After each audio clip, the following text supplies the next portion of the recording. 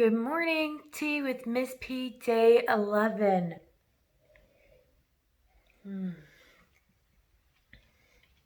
So yesterday something happened when I was sewing all of those masks. I told you I was going to make more masks. I accidentally hurt myself. I got the needle through my finger a little bit. Luckily, my friend was there and she was able to help me and clean it up and band it all up so it's all nice. So I think today that I'm going to take a break from sewing. I know it's just a band-aid to you guys, but it was kind of tender yesterday. It hurt to use my finger. It's feeling better today. So I just think I'm going to take a break from sewing, which is okay because actually yesterday after I made my video, I got mail and I had 3 pieces of mail from my friends who sent me letters back, and I'm starting to hang them up right there so I can read them and I can be reminded to write them back, and that's what I plan to do today is I'm going to write my friends back who wrote me, and you should be expecting those return letters in the mail soon. So that's my plan for today. Take a break from sewing, let my finger heal up, and write some more letters. Let's talk more about Matilda. So yesterday we read a whole chapter on Miss Honey and her house. We learned that Miss Honey is actually quite poor. She has a small house. She doesn't have a lot. And that kind of surprised Matilda because Matilda never thought about where her teacher lived or what she lived like. And now she was seeing all of it. And a question that I asked yesterday or maybe the day before was, is Miss Honey a type of person that you'd want to be friends with? We talked a few days ago about wanting to be friends with Miss Trunchbull, and I told you my answer that I would not want to be friends with Trunchbull because she's not very nice to kids. She doesn't really care about kids, and if she's not going to care about kids and the students in her building, then I don't think she's going to really care or be nice to her friends too.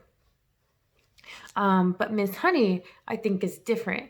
I think Miss Honey would make a really good friend. Miss Honey is very nice to kids. She listens to children. She helps children. She's really even helping Matilda. She invited Matilda over for some tea and bread. Even though she didn't have a lot, she was still offering for her to come over and hang out. And that's kind of what I would like to have in a friend. Someone who's kind to me, someone who listens to me, someone who's going to want to be around me. So I personally think Miss Honey would be a good friend. Let's go ahead and keep reading. This chapter is called Miss Honey's Story. We mustn't hurry this, Miss Honey said, so let's have another cup of tea. And do eat that other slice of bread. You must be hungry. Matilda took the second slice and started eating it slowly. The margarine isn't at all bad. She doubted whether she could have told the difference if she hadn't known. Miss Honey, she said suddenly, do they pay you very badly at school? Miss Honey looked up sharply. Not too badly, she said. It's about the same as the others. But it still must be very little if you are dreadfully poor, Matilda said. Do all teachers live like this, with no furniture and no kitchen stove or no bathroom? No, they don't, Miss Honey said rather stiffly. I just happen to be the exception. I expect you just happen to live you like to live this way, very simply, Matilda said, probing a little further. It must make house cleaning an awful lot easier if you don't have furniture to polish or any of those silly little ornaments laying around that have to be dusted every day. And I suppose you don't have a fridge, so you don't have to go out and buy all sorts of junky things like eggs and mayonnaise and ice cream to fill it up with. It must save a lot when you go shopping. At this point, Matilda noticed Miss Honey's face had gone all tight and peculiar looking. Her whole body had become rigid. Her shoulders were hunched up high, her lips were pressed together tight, and she sat there gripping her mug of tea in both hands and staring down into it as though searching for a way to answer these not quite so innocent questions. There followed a rather long and embarrassing silence. In the space of 30 seconds, the atmosphere in the tiny room had changed completely, and now it was vibrating with awkwardness and secrets. Matilda said, I'm very sorry I asked you those questions, Miss Honey. It's not any of my business.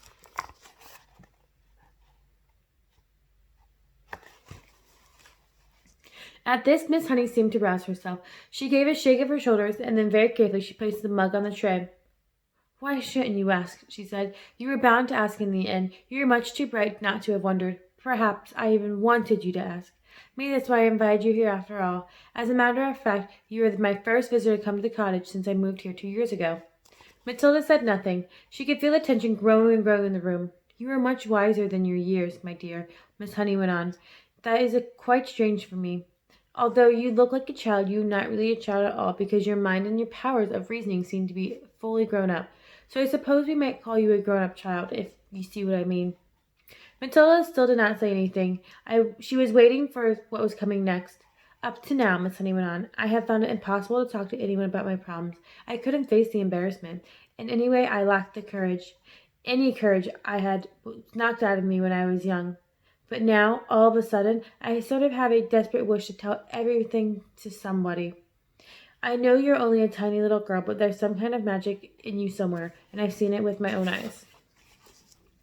Matilda became very alert. The voice she was hearing was surely crying out for help. It must be. It had to be. Then the voice spoke again. Have some more tea, it said. I still think there's a drop left. Matilda nodded. Miss Honey poured the tea in both mugs and added milk. Again she kept her own mug with both hands and sat there sipping. There in the long silence before she said, May I tell you a story? Of course, Matilda said. I am 23 years old, Miss Honey said, and when I was born, my father was a doctor in this village.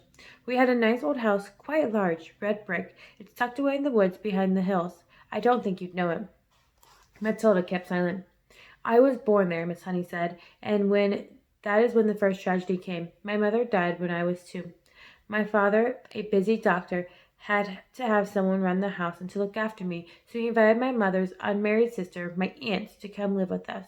She agreed, and she came. Matilda was listening intently. How old was the aunt when she moved in? She asked. I'm not very old, Miss Honey said. I should say about 30. But I hated her right from the start. I missed my mother terribly, and the aunt was not a kind person. My father didn't know that because he was hardly ever around, but when he did put up an appearance, my aunt behaved differently. Miss Honey paused and sipped her tea. I can't think of why I'm telling you this, she said, embarrassed. Go on, Matilda said, please. Well, Miss Honey said, then came the second tragedy. When I was 5, my father died very suddenly. One day he was there, the next day he was gone. And so I was left to live alone with my aunt. She became my legal guardian, and she had all the powers of a parent over me. And in some way or another, she became the actual owner of the house. How did your father die? Matilda asked. It is interesting you should ask, Miss Honey said. I myself was much too young to question it at the time, but I later found out that there was a great deal of mystery surrounding his death. Didn't they know how they died? Matilda asked. Well, not exactly, Miss Honey said, hesitating. You see, no one could believe that he would ever have done it. He was a very sane and sensible man. Done what? Matilda asked. Killed himself. Matilda was stunned. Did he? She gasped.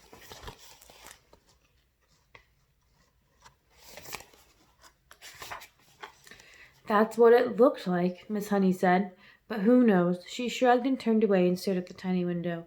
I know what you're thinking, Matilda said. You're thinking that the aunt killed him, and she made it look as if he had done it himself. I'm not thinking anything, Miss Honey said. One must never think things like that without any proof. The little room became quiet. Matilda noticed that the hands clasping the mug were trembling slightly. What happened after that? She asked. What happened when you were left all alone with the aunt? Wasn't she nice to you? Nice, Miss Honey said. She was a demon. As soon as my father was out of the way, she became a holy terror. My life was a nightmare. What did she do to you? Matilda asked. I don't want to talk about it, Miss Honey said. It's too horrible. But in the end, I became so frightened of her, I used to start shaking when she came into the room. You must understand, I was never a strong character like you. I was always shy and retiring. Didn't you have any other relations? Matilda asked. Any uncles or aunts or grannies who could come to see you? None that I knew about, Miss Honey said. They were either dead or they'd gone to Australia. And that is still the way it is now, I'm afraid. So you grew up in a house with your aunt, Matilda said. But you must have gone to school. Of course, Miss Honey said. I went to the same school you're going to now. But I lived at home. Miss Honey paused and stared down at the empty tea mug. I think what I'm trying to explain to you, she said, is that over the years I became so completely cowed and dominated by this monster of an aunt that when she gave me an order, no matter what it was, I obeyed it instantly. That can happen, you know. And by the time I was 10, I had become her slave. I did all the housework. I made her bed. I washed and ironed for her. I did all the cooking. I learned how to do everything. But surely you could have complained to somebody, Matilda said. To whom? Miss Honey said. And anyway, I was far too terrified to complain. I told you I was her slave. Did she beat you? Let's not go into the details, Miss Honey said. How simply awful, Matilda said. Did you cry nearly all the time? Only when I was alone, Miss Honey said. I wasn't allowed to cry in front of her, but I lived in fear. What happened when you left school? Matilda asked. I was a bright pupil, Miss Honey said. I could have easily gone into university, but there's no question of that. Why not, Miss Honey? Because I was needed at home to do the work. Then how did you become a teacher? Matilda asked. There's a teacher training college in Reading, Miss Honey said. It's only a 40-minute bus ride from here. I was allowed to go there on the condition that I came straight home every afternoon to do the washing and ironing, and to clean the house and cook the supper. How old were you then? Matilda asked. When I went to the teacher's training, I was 18, Miss Honey said. You could have just packed up and walked away. Not until I got a job, Miss Honey said. And don't forget, I was by then dominated by my aunt to such an extent I wouldn't have dared. You can't imagine what it's like to be completely controlled like that by a very strong personality. It turns you to jelly, so that's it. That's the sad story of my life. Now I've talked enough. Please don't stop, Matilda said. You haven't finished yet. How did you manage to get away from her in the end and come and live in this funny little house? Ah, that was something, Miss Honey said. I was proud of that. Tell me, Matilda said. Well, Miss Honey said, when I got my teacher's job, my aunt told me I owed her a lot of money, and I asked her why. She said, because I'd been feeding you for all those years and buying your shoes and your clothes. She told me it added up to thousands, and I had to pay her back by giving her my salary for the next 10 years. I'll give you £1 of a week of pocket money, she said, but you have to get to where you're going. She even arranged with the school authorities to have my salary paid directly into her bank. She made me sign the paper. You shouldn't have done that, Matilda said. Your salary is your chance of freedom. I know, Miss Honey said. But by then, I had been her slave nearly all my life, and I hadn't the courage or guts to say no. I was still petrified of her. She still could hurt me badly. So how did you manage to escape? Matilda asked. Ah, Miss Honey said, smiling for the first time. That was 2 years ago. That was my greatest triumph. Please, tell me.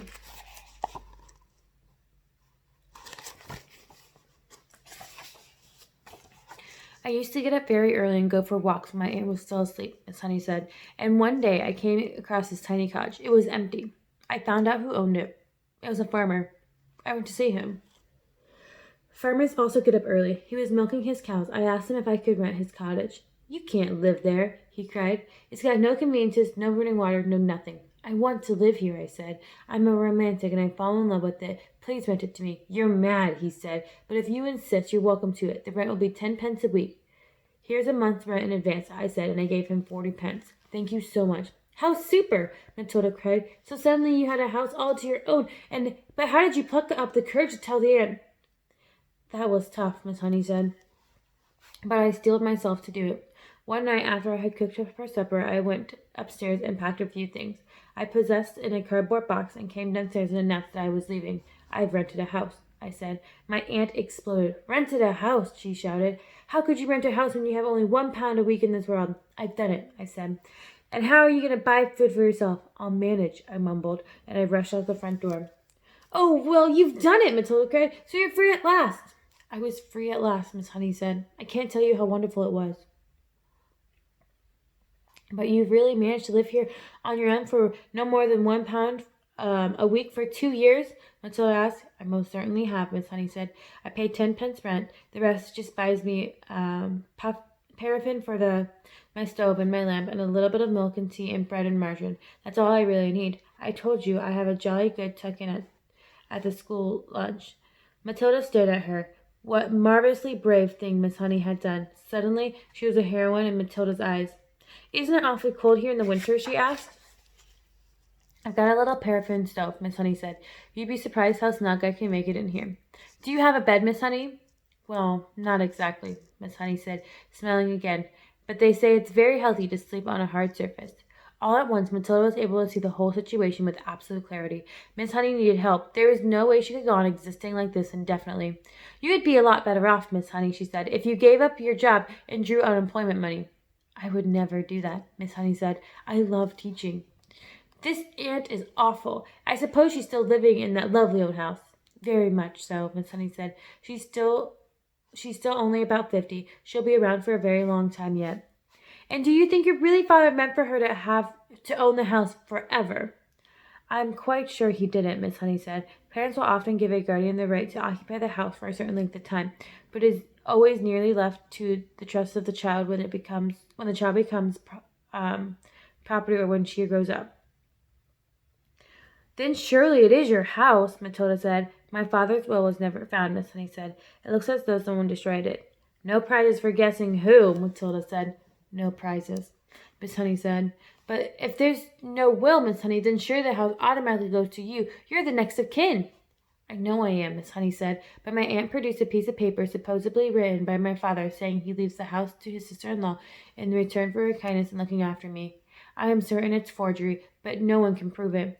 Couldn't you try? Matilda said. Couldn't you hire a good lawyer and make a fight of it? I don't have the money to do that, Miss Honey said. You must remember that this aunt of mine is a much respected figure in the community. She has a lot of influence. Who is she? Matilda asked. Miss Honey hesitated a moment, but then she said softly, Miss Trunchbull. The chapter is called The Names. Miss Trunchbull, Matilda cried, jumping a foot in the air. You mean she is your aunt? She brought you up? Yes, Miss Honey said. No wonder you're terrified, Matilda cried. The other day we saw her grab a girl by the pigtails and throw her over the playground fence. You haven't seen anything, Miss Honey said. After my father died, when I was 5.5, she used to make me take a bath by myself, all alone. And if she came up and thought I hadn't washed properly, she would push my head under the water and hold it there. But don't get me started on what she used to do. That won't help at all. No, Matilda said. It won't. We came here, Miss Honey said, to talk about you, and I've been talking about nothing but myself the whole time. I feel like a fool. I am much more interested in how much you can do with these amazing eyes of yours. I can move things, Matilda said. I know I can. I can push them over. How would you like it, Miss Honey said, if we made some very cautious experiments just to see how you can push and move things? Quite surprisingly, Matilda said, If you don't mind, Miss Honey, I think I would rather not. I want to go home now and think about all the things that I've heard this afternoon. Miss Honey stood up at once. Of course, she said. I have kept you here far too long. Your mother will start to worry. She never does that, Matilda said, smiling. But I would like to go home now, please, if you don't mind. Come along, then, Miss Honey said. I'm sorry I gave you such rotten tea. You didn't at all, Matilda said. I loved it. And the two of them walked all the way to Matilda's house in complete silence. Miss Honey sensed that Matilda wanted it that way. The child seemed so lost in thought she hardly looked where she was walking, and when they had reached the gate of Matilda's home, Miss Honey said, You had better forget everything I told you this afternoon. I won't promise to do that, Matilda said, but I will promise not to talk about it to anyone anymore, not even you. I think that would be wise, Miss Honey said. I won't promise to stop thinking about it, though, Miss Honey, Matilda said. I've been thinking about it all the way back from your college, and I believe I've got a tiny bit of an idea. You mustn't, Miss Honey said. Please forget it. I would like to ask you 3 last things before I stop talking about it, Matilda said. Please, will you answer them, Miss Honey? Miss Honey smiled. It was extraordinary, she told herself, that this little snippet of a girl seemed suddenly to take charge of her problems, and with such authority, too. Well, she said, that depends on what the questions are. The first thing is, Matilda said, what did Miss Trunchbull call your father when they were around the house at home?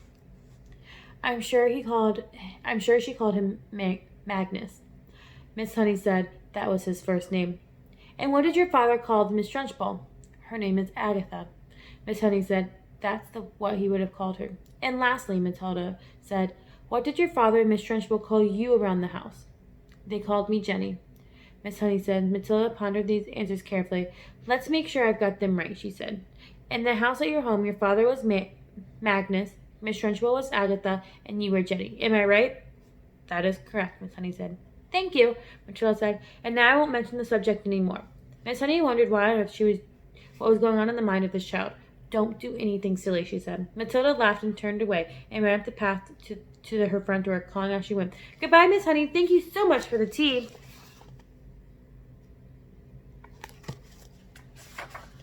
All right. I think that's where we're going to stop today. And we'll read more tomorrow about what Matilda is planning in her head. She heard a lot of things about Miss Honey and how when Miss Honey grew up, it wasn't all nice. The person taking care of her was not very nice to her, and how that has even changed the way that she lives as an adult. And Matilda's been thinking and thinking and thinking. I believe that she's going to keep her promise that she won't talk about it, but I think she's going to keep thinking about it. So I will see you guys tomorrow. Hopefully my finger will feel all better, and maybe there won't even be a Band-Aid on it. We'll read more about the book, and I'm going to go and write some letters to the friends who have written me back. Have a nice day, guys. Goodbye. Love you.